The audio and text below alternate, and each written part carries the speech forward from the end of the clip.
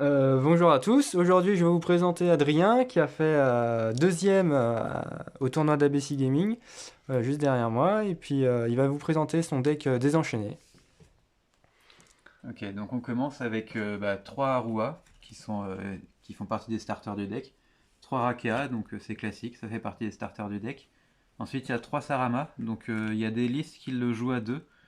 J'ai pas encore testé de le jouer à deux, j'essaierai peut-être plus tard. Pour l'instant à 3 j'ai pas eu de problème avec. Ensuite un autre starter qui est le support qui a été reçu dans Dune, Charvara, qui est en x3. J'avais essayé de le jouer en x2 et en fait x2 c'est pas assez, il faut vraiment en x3. La deuxième carte du support qui elle est une brique parce qu'elle a un effet depuis le cimetière pour se réinvoquer mais on ne veut pas l'avoir dans la main. Donc il y a quand même des solutions quand on l'a en main pour jouer mais on préfère l'avoir dans le deck. La deuxième brique du deck, un disaster qui lui bah oui pareil c'est une brique, on veut pas l'avoir en main mais il a des effets intéressants et on veut pas la cut parce qu'on en veut au moins un exemplaire dans le deck pour certains combos. Ensuite, Abominable, qui lui très bien qu'il soit dans la main ou dans le deck. Dans la main, il permet de chain block certains effets pour éviter les haches et tout Il ça. se jouait pas à deux, Si, il se il jouait joue à à deux deux? avec mais avec le nouveau support, on a besoin d'un peu de place dans le deck et du coup, on le Ok, joue plus qu'avant. très bien. Ensuite, la magie qui tuto toutes les désenchaînées, donc prison de l'abomination. Et elle a aussi un effet quand elle est pétée face cachée pour spé un désenchaîné depuis le deck, donc à jouer x3 obligatoirement. Ensuite, on a les pièges désenchaînés, évasion et chambre abominable. Donc je joue 3 évasions et 2 chambres. Souvent les ratios c'est 3 et 3, mais comme je voulais avoir de la place pour des free spots, j'ai décidé de cut une chambre et pour l'instant j'ai pas ressenti le besoin d'en jouer une troisième. Ok. Après on arrive au niveau des end-traps. Donc 3 H, 3 imperm, c'est les end-traps les plus polyvalentes. Et par rapport à la méta actuelle qui a beaucoup de decks combo, je joue 3 drôles. Donc 3 drôles, 3 Donc haches. 9 end-traps en tout dans le deck. C'est, on n'a pas vraiment la place d'en jouer plus, donc je pense que c'est un bon ratio. Ok. Ensuite, une petite tech card que je joue, je ne l'ai pas vue dans d'autres decklists, mais je la trouve intéressante parce qu'elle permet notamment d'envoyer le Charvara, qui est la niveau 6 feu, au cimetière pour activer son effet de poser depuis le deck une mèche ou piège désenchaîné. Et potentiellement, si on a sacrifice inutile et Sarama en main de départ, ça permet que Sarama puisse démarrer les combos aussi. Alors que Sarama en main de départ, on n'a pas trop envie de l'avoir d'habitude. Ensuite, donc on a les autres free spots. Donc je joue un plafond de pique qui est pas mal pour reprendre l'avantage quand on commence à être un peu derrière. Et ça détruit tous les monstres sur le terrain. Tous les monstres face recto s'il y a au moins 4 monstres sur le terrain. Donc c'est très utile. Je joue 2 kaiju pour gérer les towers et tout ça. Je joue 2 PTT. Donc souvent PTT on préfère la jouer uniquement en go second, mais comme dans des enchaînés, si on se prend une hache ou quelque chose, on peut poser depuis le deck, notamment les pièges des enchaînés. Ça permet de poursuivre nos combos même en go first. Ok. Ok. Et deux cartes pour le go second, Ouais, pour le qui sont PTT au cas où quoi. Unheavenly et Dark Ruler et qui sont tutorisables par PTT. Ok, très bien. Donc voilà pour le main deck, 40 cartes exactement. Ouais. Ensuite on va Et passer ouais, à l'extra. c'est ça.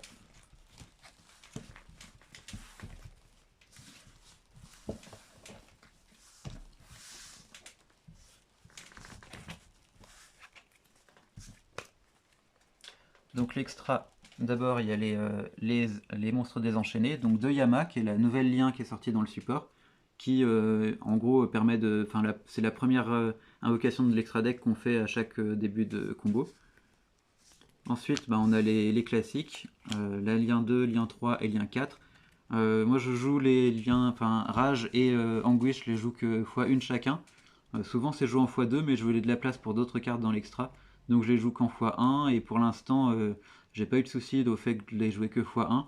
Ça peut être gênant si on joue beaucoup, enfin si on est dans des méta où il y a beaucoup de bestiales, mais sinon globalement c'est pas gênant de les jouer que en x1.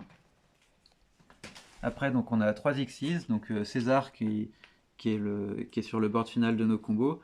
Et quand César n'a plus de matériel, on va faire Machine X par-dessus et attaquer avec Machine X pour pouvoir faire Zeus ensuite.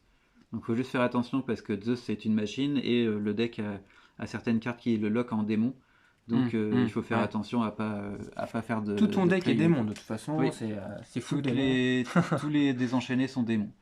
Ensuite, on a d'autres monstres de l'extra qui sont les démons non désenchaînés. Donc Fouineuse, qui permet notamment de se débarrasser des briques qu'on a dans la main et d'invoquer d'autres cartes.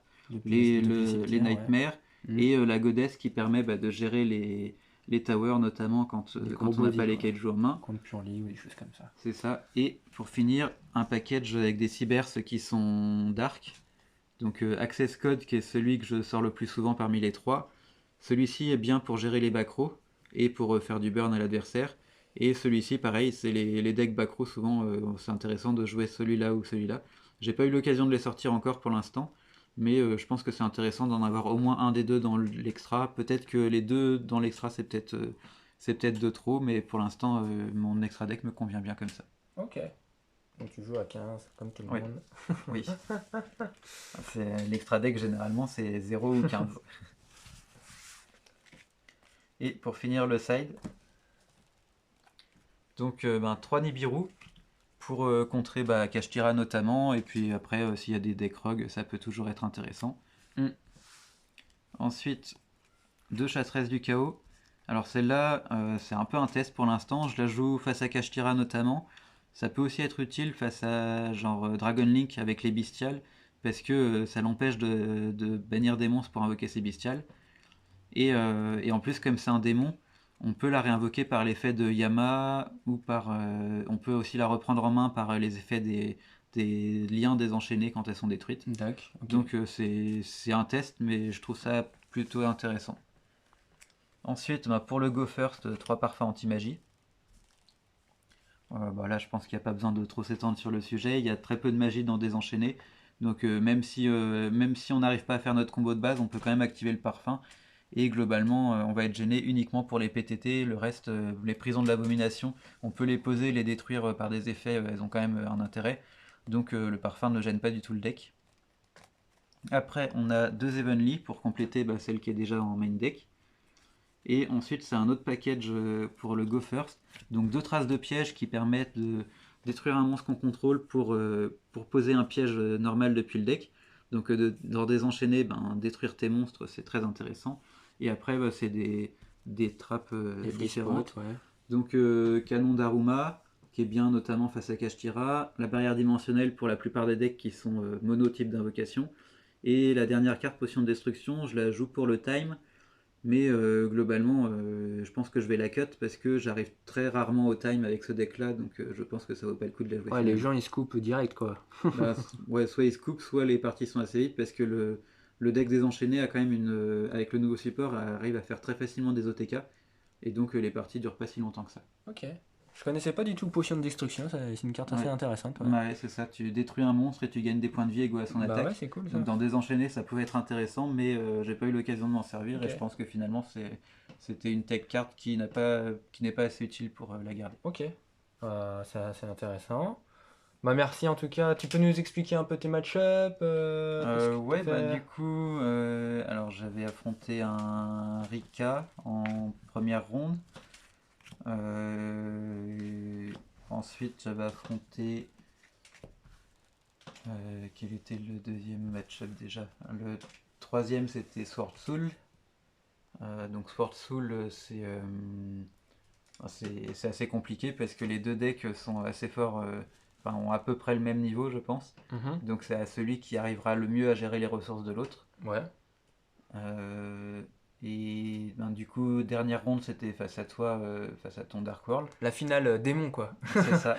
Et donc là, je pense que j'ai surtout pas touché les bonnes solutions. Et du coup, il y a moyen de gagner, mais il faut avoir les bonnes cartes. Ouais, c'est ça. Et ouais, la deuxième ronde, j'arrive pas à me souvenir contre quel deck c'était. Ça me reviendra peut-être plus tard, mais là j'arrive plus à retrouver. Il n'y a pas de problème. En tout cas, merci pour ton deck désenchaîné.